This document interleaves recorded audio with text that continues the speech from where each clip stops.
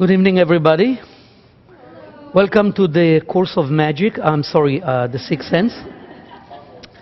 You know, you come to Kabbalah and, you expect Kabbalah to be magical. You expect it to be like mystical. And you come to courses of Kabbalah and they talk sense and they talk logic and you say, where is the magic? Where is the Harry Potter stuff? How do you make some magic? How do you see things appears and go away, with magical things, And here you are, finally the right course. Well, apparently it won't be that magical, but definitely this is one of those unique courses where we do want to learn about what's beyond. And before I would even start to talk about what is there beyond, what is there, that goes beyond what we can see or what we can hear or what we can touch, why is it called the Sixth Sense? What about the seventh and the eighth and the ninth and the 10th sense? We should wonder. We know that the number 10 is even more magical than 6. So why isn't it called the 10th sense? That would be even maybe better.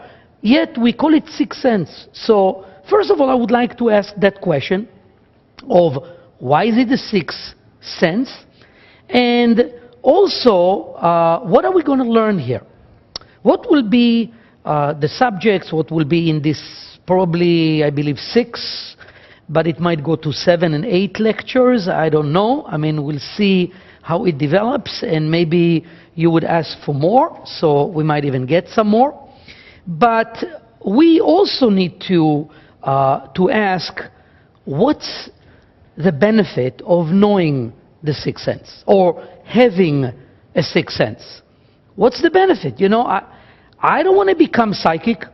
That's not in my life resume. My life goal is to become psychic. So why should I have Sixth Sense? What use would it be for me? That's a question. Or, what about working in the FBI or in the CIA? I can understand Sixth Sense will be probably very beneficial. You would know what is upcoming, you would sense things, but if I'm not planning for it, why do we, normal people that wants to live normal life, should have a Sixth Sense? Just that we can show up, just that we can tell our friends, oh, I know what you're thinking, or I know what you're planning, or I can tell you who is coming to the house in a minute. Would that be the only benefit, or there is way more? And as you can understand, apparently there should be way more benefit to each one of us, or anyone that like to learn about the Sixth Sense. It should create great benefit in personal life. So what would be that? And the last thing I would try to answer today is, what are the requirements to have a Sixth Sense? What are we required to do? What are we required to study? What are we required to learn and to go beyond? What is the requirement? So these are the questions. Well, let me first share with you that apparently, according to Kabbalah and according to life, we all have already a Sixth Sense. If you would like to really know what is a Sixth Sense, so you are familiar with it in your own personal life. You yourself experience it. How many times in your life you thought about a person and then the person showed up? Could be in an hour, could be that day, could be the next day. Now, it can be a coincidence because you haven't seen that person for maybe 8 years. And that person will show up somehow, at your work or in the street or in a coffee shop. But suddenly, that brings a lot of questions. And you start asking yourself, is it a coincidence? Is it something that happens so often and have no explanation? Or maybe you did felt the upcoming. Maybe you somehow sensed what is about to happen. Yet, like most people, we tend to put it aside and say about things like that and others, like a dream, that you have a dream, of something, and the next day or that week, it actually happens. But it's just a dream, so we tend, like normal, usual people, like common people, we tend to not think that those dreams are something special. Yet it seems to be that we have here and there, we have a glimpse of feeling and sensing things that are either about to happen or maybe even happening at that same moment, like that you sense sometime that someone's standing behind you. I mean, it happens to all of us that we sometimes sense that someone just walked into the room. We didn't hear a thing, yet we sense it. And we turn our head and there is somebody there. I don't want to make it freaky. So physically, somebody walked in and you sense that someone is home. And you could be upstairs, but you sense that somebody's home. It's not something you heard, it's not something you saw. You go downstairs and someone just entered. So we do have the ability to sense things. Yet, normally we tend to say, it's a coincidence. Hey, you know what? These things happens from time to time. You know what? It doesn't make sense to pay so much attention to it. It doesn't worth it to now start to believe that I'm psychic. And what I'm going to do with it? And what benefit does it give me? But we do have a sixth sense, and it's obvious. The thing is that we can develop it to way beyond what we normally have. And I would like to share with you today, why should we develop a sixth sense? But, most of the stories about Kabbalists or about special peoples, gurus, people that are considered to be spiritual teachers, always involve with them, doing those interesting things or those weird things or those unique things, like, that they can read your mind, that before you said what you wanted to say, they knew what you want to say, that they give you the answer before you ask, that they are capable of seeing a problem and give you answers. So we need to understand, first of all, what is it that they have? What is it that we feel when we feel? What is it? What kind of a sense is it? Do they really just read your mind? Do they really see a future? Is that what they got? Seeing the future, reading mind, making miracles, that's what they are capable of doing. Miracles. Heal people. They put their hands on a person. Those are stories. They lay their hands on a person, and the person got healed.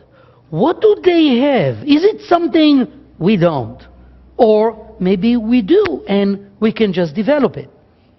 So, how do they know everything? Sometimes, you have such a spiritual teacher, and you feel that they know everything. Everything about you, everything about life, so you can ask any question and they'll be able to answer it. And you feel like, wow, how do they know it? And you feel that it's true. Now, is that what they got? Or, when we say sixth sense, we are talking about something that goes beyond our five senses. See, when you use the five senses in Kabbalah 1, in our basic learnings, when you just come to the Kabbalah Center, you then learn some things that you maybe already know, but it definitely makes the point clearer, that just with five senses, there's a very limited ability to see things or to understand things. You know, some people ask, how do you know? How do you know that? How do you know this? And sometimes it's really simple, because you then, when you start to go beyond your five senses and beyond just what you see or you hear, you start to understand things from other things. Like you understand that if someone is looking down, he's probably looking for something. He's searching for something. So, you know, otherwise you might think he just have back pain or, you know, or something else. But you can really understand more when you start to look into it. With some people with experience of life, they start to see more. But when we talk about the sixth sense, it's simple. We are talking about moving beyond the kingdom of the five senses, where we, according to Kabbalah, see just 1% of what's going on. And our belief system blocks us, our perception blocks us, our understanding of how life should be or how people should be blocks us. When we go beyond, we start to realize that people can be more, that things can be more, that more can happen. And then we move to the realm of the sixth sense. So, the moment we study Kabbalah, we begin studying Kabbalah, we already developing our sixth sense. But this course will take it to the real accelerated level. And let's see what that means. Now, apparently, we all know everything. Not just the Kabbalist. Not just the guru. Not just those unique people. You sometimes go to a psychic and they're telling you everything about you. And you're in shock. You're trying to figure out what trick are they using. Did they Google your name before you came and found out the information? How do they know everything about you? Apparently, we all know everything. And the reason we all know everything is because science, long time ago, already proved the grand unification theory. That means that we are all connected to each other. And not just in this room, and not just in this city, and not just in this state. We are all connected to every human being on this planet. And our brain and our mind is such a communication machine that knows about everything. It does, yet we have no access to those parts that are connected to everything. Because we are so much into what is around me and what is close to me and how warm or cold am I, and I'm not even thinking about the person sitting, you know, at the end of the room. The more my ability to go further into the entire world, so will be my ability to sense clearly what's going on there. So we will be able to feel an earthquake that just happened. And we will have it either with by a dream or by a vision or just as a thought. And we might feel that something happened. There's something going on. Something wrong happened. You don't even know what you're talking about, yet you sense it. How? Because you know everything.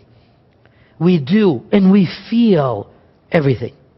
Yet, you know, we are so scared to follow into it, to fall into it, to follow it, to subdue ourselves to such thoughts or such understanding, because we don't even know what it means, and it could frighten us. So let me help you be more relaxed, and let me help you try to use it in a good way, in a positive way, in a balanced way, without it being freaking out, without it being challenging you and disturbing your balance. So how do we know what messages will be right, what answers are true and what are not? Those are the things we want to learn here. We want to learn about messages because we get messages. We get messages. Sometimes they are so clear. I could show you a letter of a student. A student woman that was, in early age in love with a person. And then, for whatever reason, life took them apart. She got married. The other person got married. And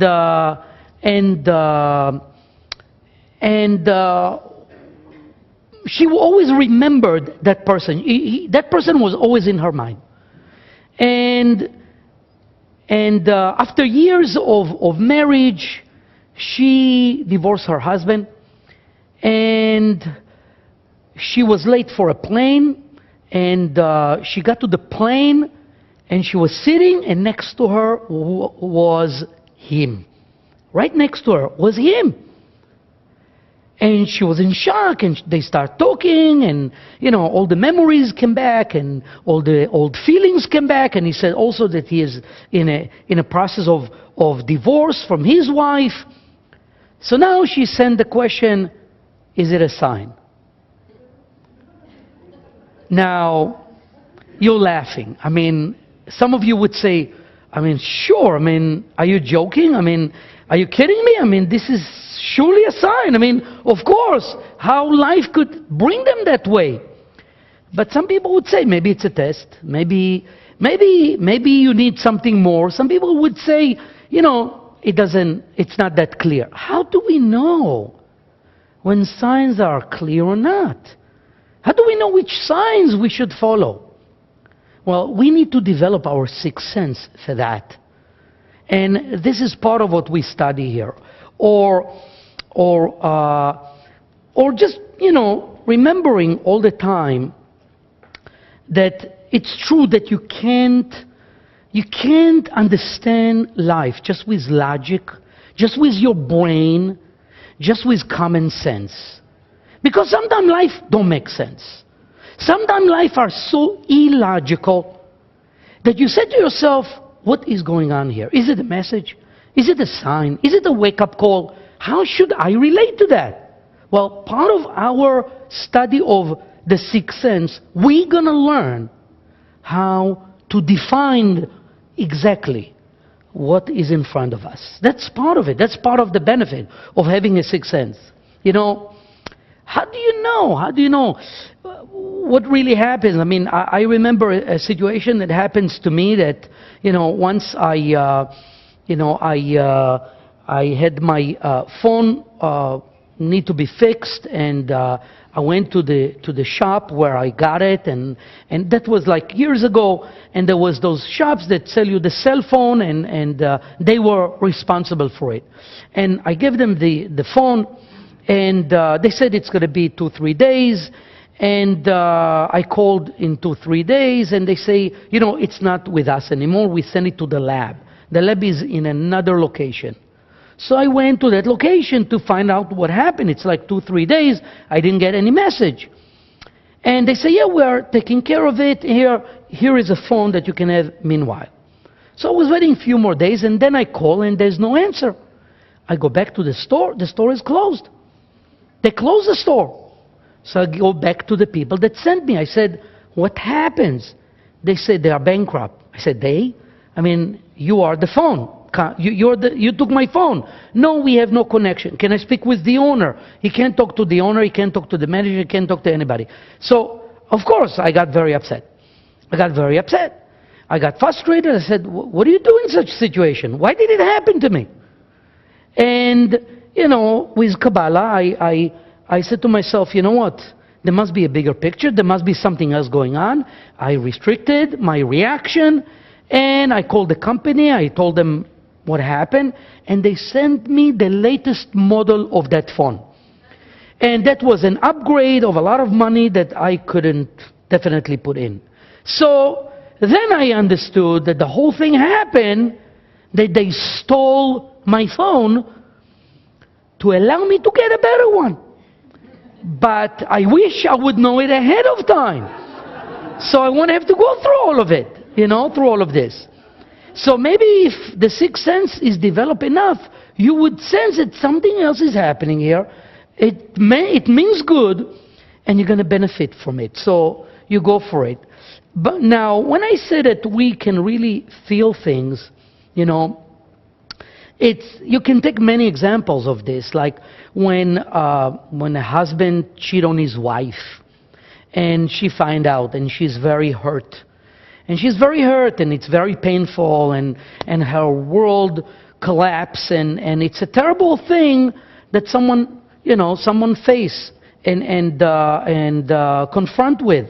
And she would now able to either think about that person as the devil himself, or as a result of it, she might find another life in another world way better than what she had, and come to the center, come to Kabbalah, come to some spirituality, come to things that she never dreamed to have as long as she was married and living happily. So how do we know that about things that happens to us, what are their real nature? What is it really supposed to provide us with? We need a sixth sense for that. We need to develop sixth sense for that. You see, instead of feeling what's happening, sensing what happened, we trust our natural abilities, and then we get hurt, then we get upset, then we get depressed as a result of it, while it might be the greatest thing that ever happened to you. Well, you need a sixth sense to be able to enter that reality. And then, I'm not saying to feel happy, but at least to see the light at the end of the tunnel. So that is sixth sense. Sometimes we do feel something is happening, something is going on. It could be the husband, it could be the partner, it could be in business, it could be about a business deal. It could be about some kind of an investment. And we do sense something, but then we say to ourselves, nah, can't be, it doesn't make sense. It's a very respectable company, it's a very respectable person. His name is Madoff. I mean, how can I not trust? He's the head of whatever. And, I'm just imagining. I'm imagining it. It can't be. It's like, it's only in my mind. How do we know that what we are sensing is true, and we should put some energy there, or we should forget about it? This is where the sixth sense comes into the picture. And therefore we want to have a better sixth sense, because it is about our own personal life and make us feel better and understand the big picture. I would like to share with you a personal story about how I started to trust more my sixth sense. You see, we all have sixth sense. And being even in Kabbalah doesn't mean that you trust your sixth sense. So here I am in Kabbalah, years into it, yet being very logical, very analytic, and very, very down to earth, practical person. And one day, something happened. This was many years ago, about probably 17 years ago. And it made a huge shift in my life, and I would like to share with you my own personal experience that totally opened for me the doors to have a total trust in my sixth sense. At that time, we used to try to bring Kabbalah to every human being, every person. So we would just, try to go door to door and try to approach people and offer them Kabbalah. Some of you sitting here knows that time and were here at that time. And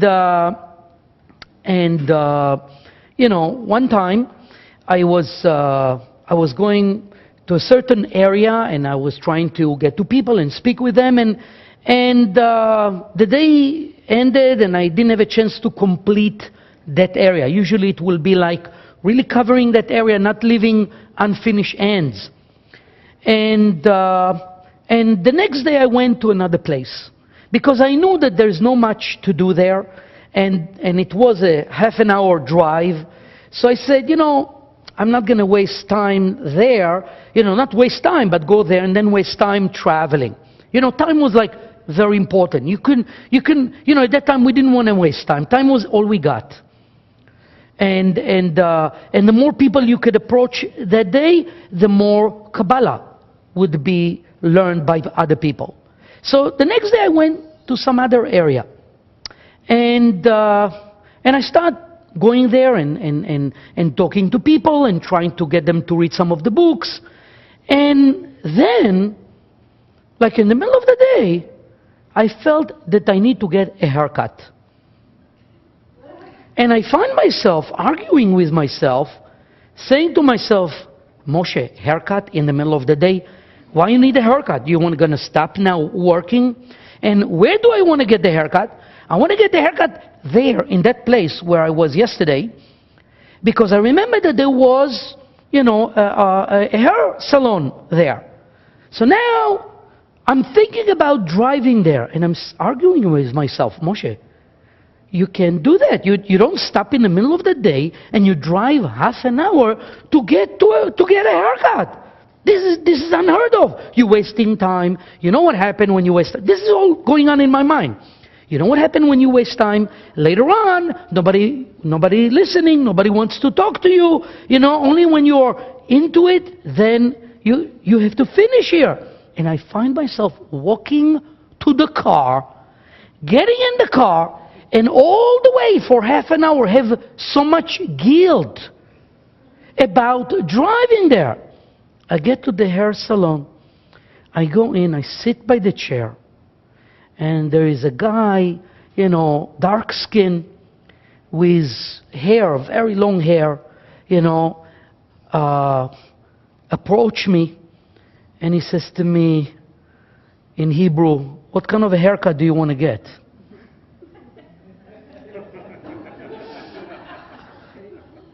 I look at the guy and I said, you're Israeli? He says, yes. I say, you totally don't look like it. He says, okay, what do you want? And we start talking, and he says, what are you doing? I said, I'm into Kabbalah, He says, Kabbalah? Do you have the Zohar? I want to get the Zohar. Do you have the Zohar? I didn't get a Zohar out for a month. He wanted a Zohar. He wanted book. We are friends until today. The connection is until today. This person's life totally changed. And I realized from that day on that I need to listen to my sixth sense, even though it doesn't make sense. Even though it looks so ridiculous and against everything I believe, I have to listen to my sixth sense. And if now the voice comes in or a feeling comes in that I need to do something, I would leave everything and I would just go. For me, it was a life-changing experience. Life-changing. That's how I got certainty in trusting my sixth sense. I'm sure that to many of you, that test would be a must.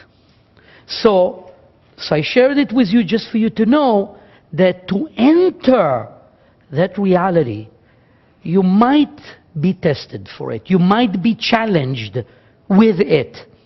That the opponent is going to come with such clothing of logic and common sense and justice and right reasons not to, and you would have to go against it and to follow that inner feeling. Because not always that inner feeling, you know what people say, I got that gut feeling inside that, there was no other way. It's like I knew. In that case, I definitely didn't know. I definitely didn't thought that it's the right thing to do. And usually the sixth sense doesn't come dressed with such a clear form of the right thing to do. It might be the opposite. So I'm just preparing you for the next.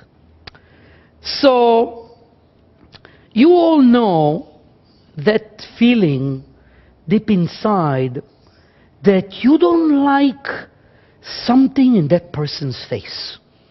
You know that feeling? That sometimes you look at someone, it's the first time you see, you don't like something in this person's face. What don't you like in this person's face? The nose, the eyes, what is it? I don't know, it's something, it's the eyes, I don't know, it's something. Your sixth sense is telling you something. Now you need to find out why you don't like that person. Maybe that person later on is going to become your best friend. It could be. But you need to follow that feeling and not run away, but address it.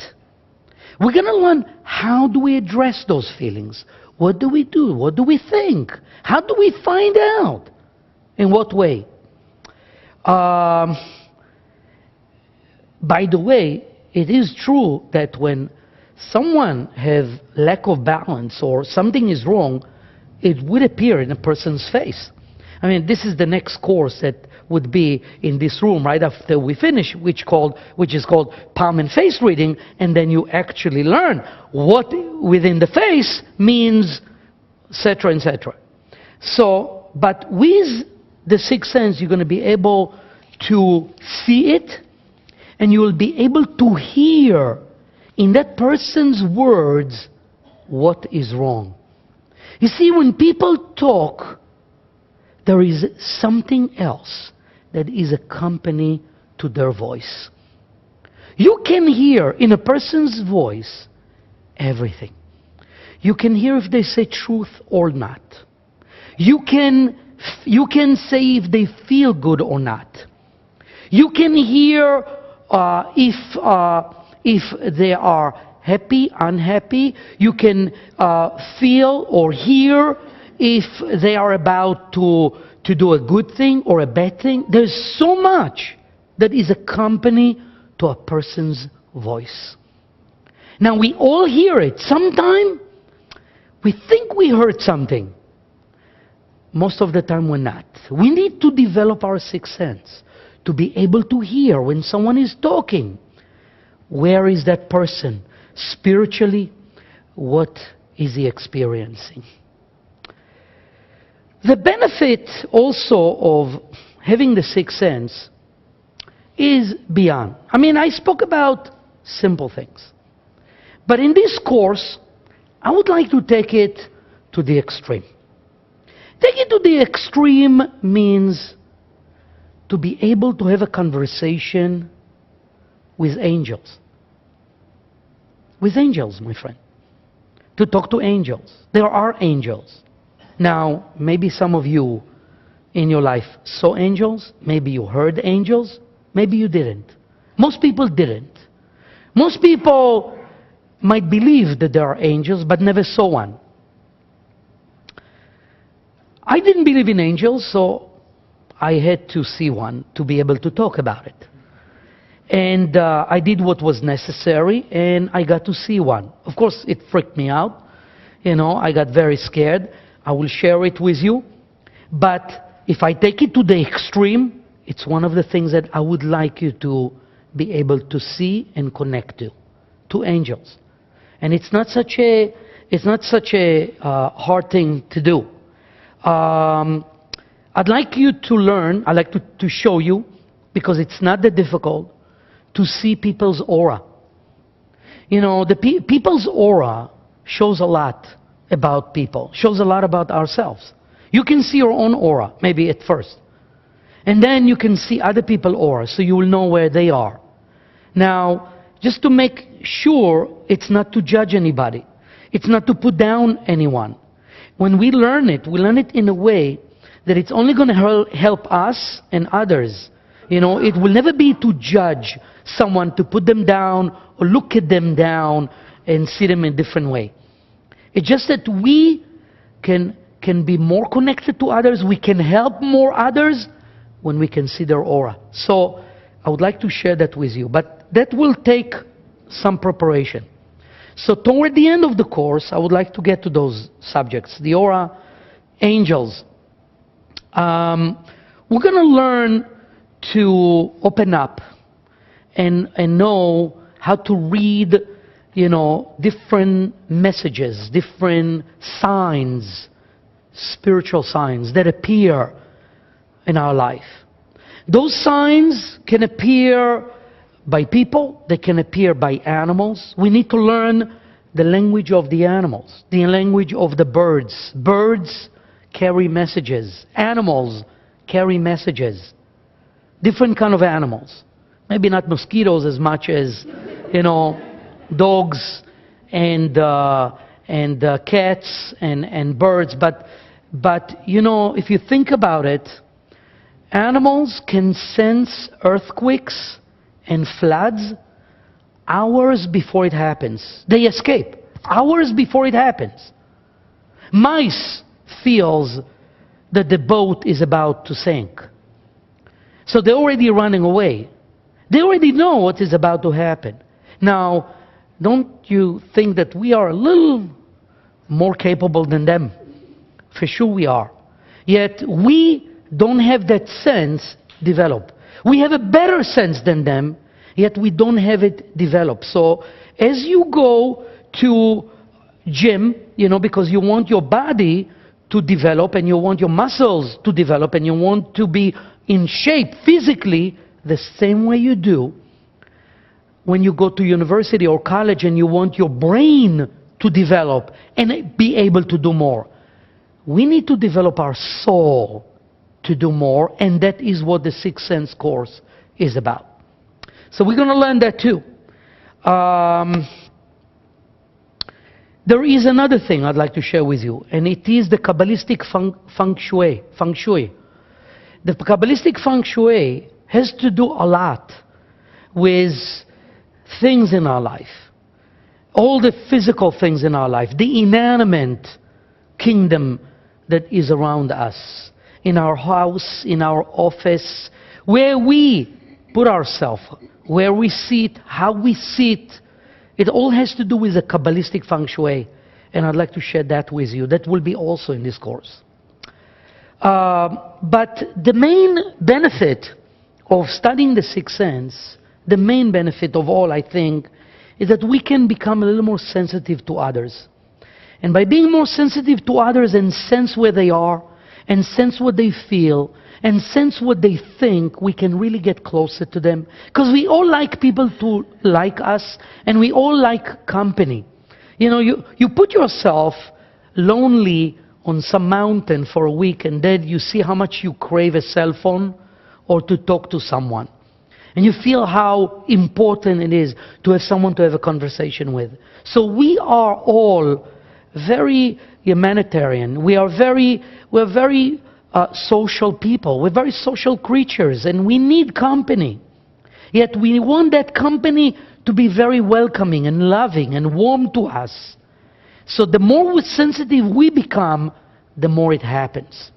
So that I would see even more as a benefit. And to understand also that there is so much more that goes on in life than what we can see or hear or touch. It is true, we still use our five senses, but in a different way.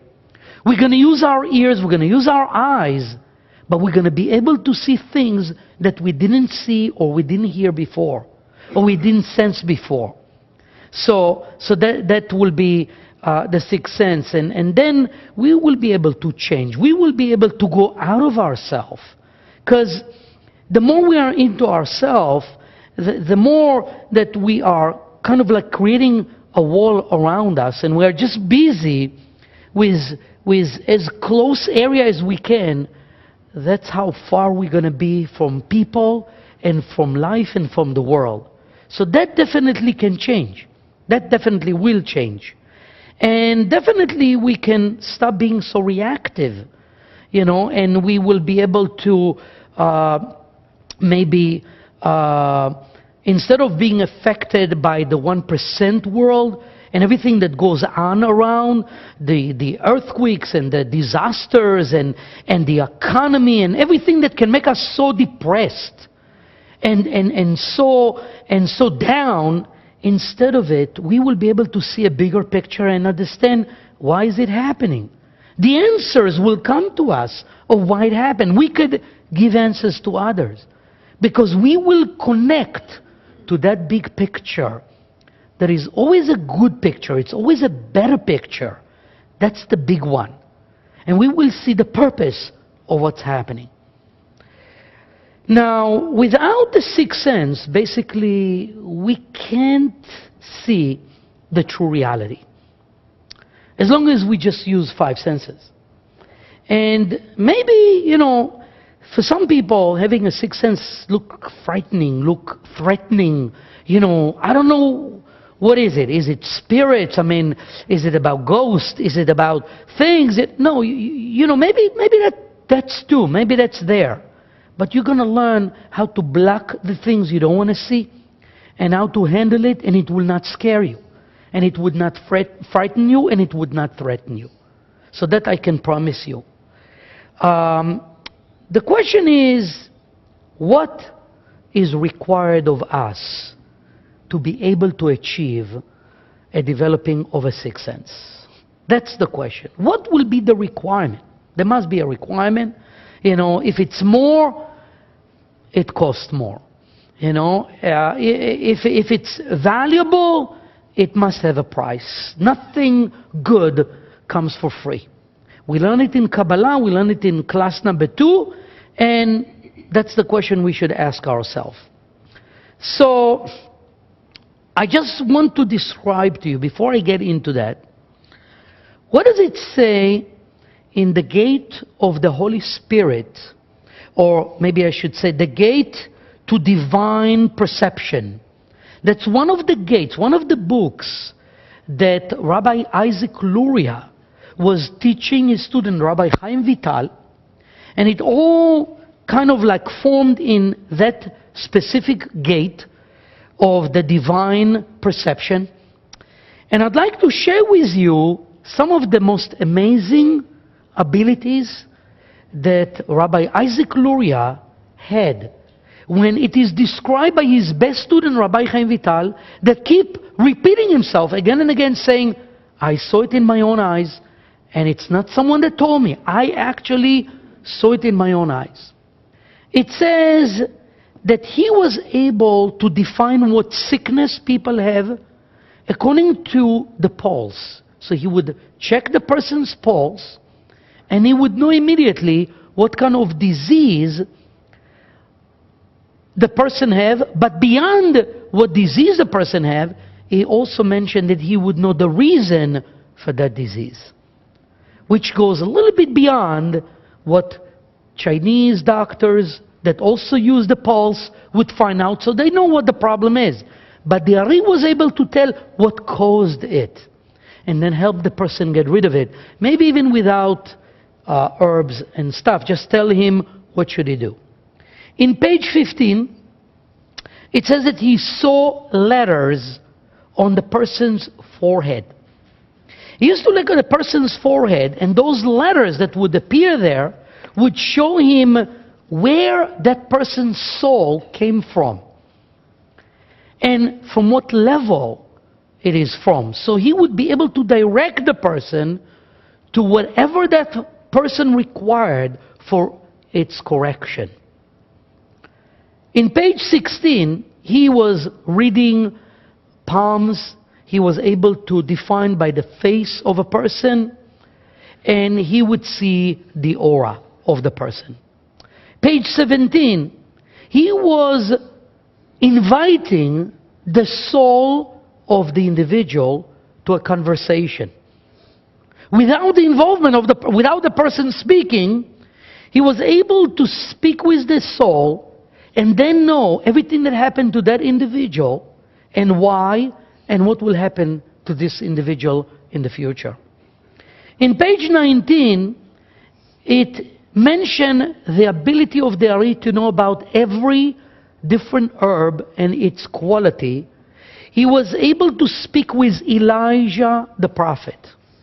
Elijah the prophet was an individual.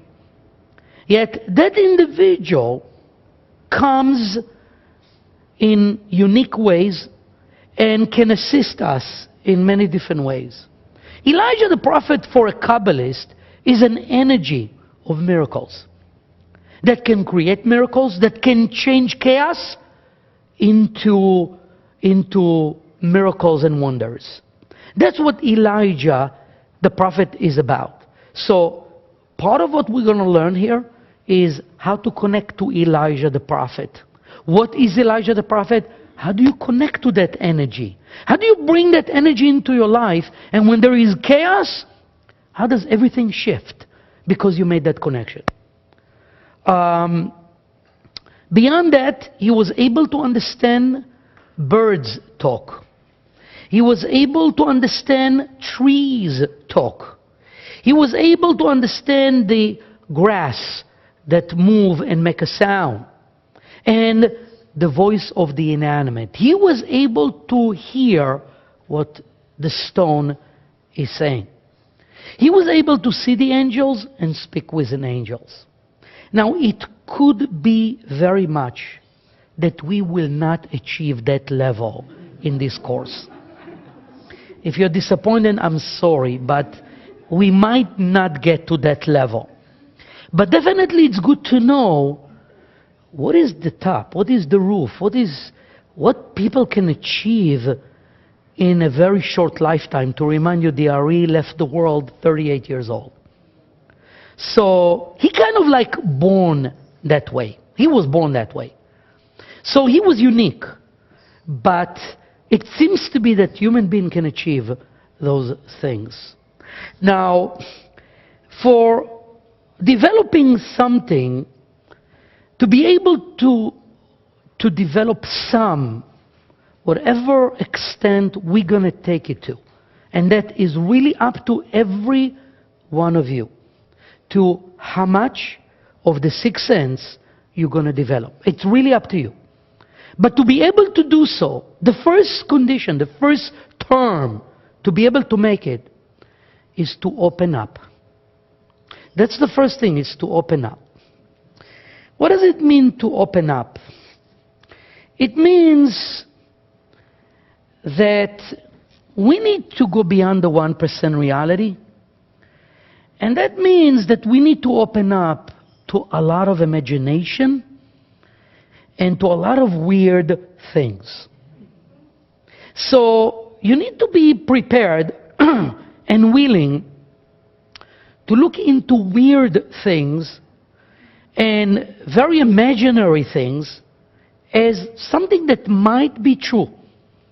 Just might be true. Not that you are absolutely believing in it, but might be true. Just to open your mind to it. That's one condition.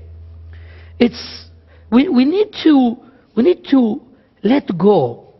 Let go of how we think or how we believe. We need to get more relaxed about it and let go and let our mind flow. Let our mind flow. I mean, I'm talking now in a general sense, but I will get to specifics, later on. But when I say to let the mind go, I mean to kind of let our best imagination takes over. And it means also to do things that are illogical. And maybe even sounds like a little crazy. And I'll give you an example. When I say crazy, you might think of some stuff, but like talking to the light. Like talking to the light, out loud, and think that the light is listening. Of course, you shouldn't do it in the street. And maybe you shouldn't do it when there's a lot of people there. Maybe you should do it at first when you're by your own. But, even by our own, to talk to ourselves, it sounds like really weird and sounds awkward to some. But it is one of the requirements, that you can actually talk out loud. Something maybe you never did before, when there's nobody in the room, seemingly. And you talk out loud, and you mean to talk to the light, and to believe that the light is listening to you. To pay attention to dreams. To have maybe a paper and pen right next to your bed, so when you wake up in the morning, before you get off bed, the first thing to do is to write down what you dream. Because the moment you're going to walk into the bathroom or go out of your bed, it might be forgotten. You might lose it. So as long as you're going to have a paper and a pen right there, you might find out that there was a lot of things that happened at night that you still remember. Other weird things, to relate to things of yours as living organs. It's like relating to your car like it understands, like it thinks, like it feels. To talk to your car, not when there is other people there. Okay, maybe only when you're by your own at first. But to relate to physical things in a humane way, in a human way, like there is something there. Like there is some form of a soul, maybe not of a human being, maybe not like us. We do it already with animals. We talk to the animals more than we talk to our spouse and children sometimes. So if we do it with the dog, and the dog can answer back, but you believe that something there do understand, we can do it also with inanimate things. And we need to open up a little more for that. We need to start to believe in things like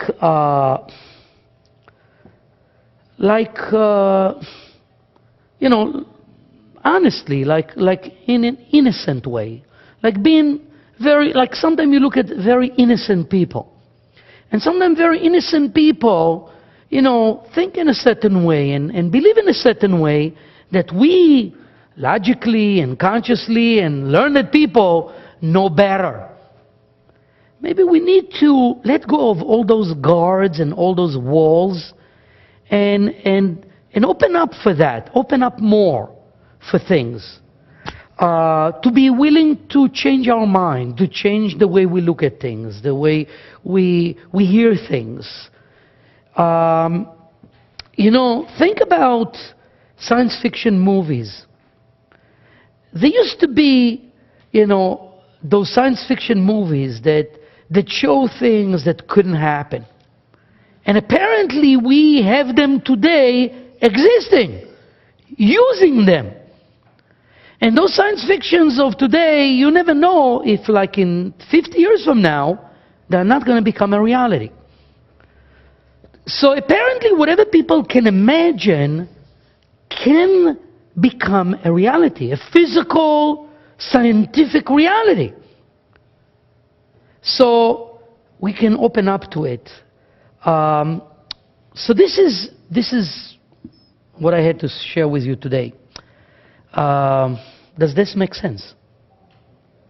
Questions? Yes. What would be the benefit of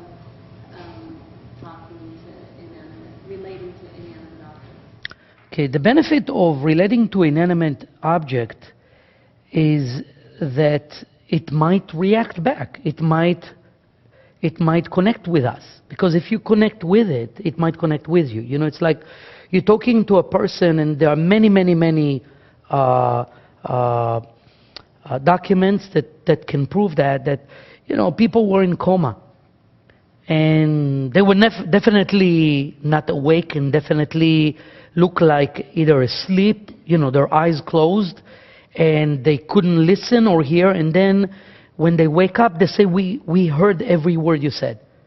And we felt everything. We felt the love. And now you're talking to something that is not reacting, and something that doesn't say anything back and look like either asleep or dead. Even if you talk to someone sleeping, and there is a method of teaching, by the way, that when you're asleep you put your headphones and you listen to a lecture, and apparently you wake up and you know more. They do it with children at age 2 or 3, that you scan with them. You know, we talk about scanning the Zohar. You scan with them mathematic books, physics, and apparently when they grow up, they know it better. Yet at that moment, they have no way of understanding it or relating to it. Look like. Only look like. So maybe there's more in that inanimate that can relate to you if you relate to it. And then it can serve you better, and it can provide you with more if you relate to it. And therefore we do that. I mean, we know that talking to plants and to plants, vegetables, they grow better. They kind of like react to it. So it exists also with inanimate. We know about it, that it exists in animals. We know it exists with people. We know it exists with plants. It exists also with inanimate. Yet we have to open up to that possibility, and therefore I mention it. Yes? What level are you at? I'm sorry, what? What level are you at? Me? I talk to birds, they don't answer yet. I try, they don't. I get some, but not a lot. I get a little bit. So, but what level? I mean, so you can see aura. For sure, aura for sure. You know, whatever I share and teach are things that I am capable of doing, and therefore I had to, go myself through a lot to be able to share it with others. Otherwise, how can I tell you about something that I myself didn't experience? So I have to experience it myself. And that's what happened to me, by the way, with angels, that, I couldn't see angels. And I did a lot, over a few years to get to see it. And I spoke a lot with the light, and I said, look, I need to speak about angels, so please, I need to see one. And please help me to see one. And at first I heard one. And I will share with you later how you hear it. And then I actually saw one. And then for some time I didn't want to see anymore. And now I'm starting to want to see again. But speaking, that's a different story. Now I want to talk to. So. But there's also other kind of angel. There's the guiding angels, that everybody have. I mean, we have guiding angels, and that's something maybe more common. That's something that we all should be able to connect to, and those are angels that guide us. And there are angels that guide us to a right direction, and there are angels that guide us to a wrong direction. And I would just say, because you ask, that when you break before the intersection, even though you got a green light and you don't know why, it was your guiding angels that told you to do so, and that car goes, 90 miles an hour in front of you, and you say, oh my God, and you say, why did I brake? I mean, what made me brake? It was your guiding angel. So there are guiding angels for good, and there are guiding angels for bad. They can take you to a bad direction. You need to know. So we're going to learn about that too. Yes. You mentioned it earlier in the story about getting a haircut and how something just came to you. Most of us at some point, every now and then, you experience that gut feeling that tells you what to do. Are we going to learn in this course how to strengthen the voice of that intuition so that when we want to make a decision? Absolutely. What you are asking is about strengthening that intuition voice. Absolutely, yes. That is what the sixth sense is about, and we want to strengthen it, and we want to be able to have certainty about it and to follow it, and overcome the other voice that says, don't believe it. It doesn't make sense, no way. We want to be able to overcome that. Yeah, absolutely, yes. Yes. What kinds of birds? What guides the birds? You mean to become channels for something? Yeah, like, I mean, like whatever the birds do, what actually guides them? How do they know? What guides them are our angels. That guides them. And the messages come through, according to Kabbalah, in the sound of their wings. And that's how the message and the channel comes through. And that's when they, not necessarily with the sound of their singing as much as their wings. But we're going to get into it. Yes? You know, the other five senses develop pretty naturally without much of an effort. Why is the sixth sense concealed and we have to? That's a very good question. Why the sixth sense is concealed? Why the five senses develop by themselves? Or unfortunately doesn't develop by others, but that's exceptions. Those are exceptions. But normally the five senses will develop in a person and you will be able to hear. Because the same as our body develop and the same as our physicality develop, the five senses belong to the physicality. And our physical develop to allow us to achieve more. And but it's just the foundation. The five senses or the physicality is a foundation. And there's a point in life where most people feel that there must be something beyond. There must be more. And there must be more than the physical. There must be more than the material. A lot of people feel it once in their life. Some choose to pursue and search and find out. Some stay in the same place. But the sixth sense need to be gained, need to be earned. It's going beyond. It allows you to have more than just the material and the physical that can sustain you, but cannot fulfill your soul, cannot bring you light. It can sustain your physicality. Does that make sense? All right. We'll stop here. Thank you.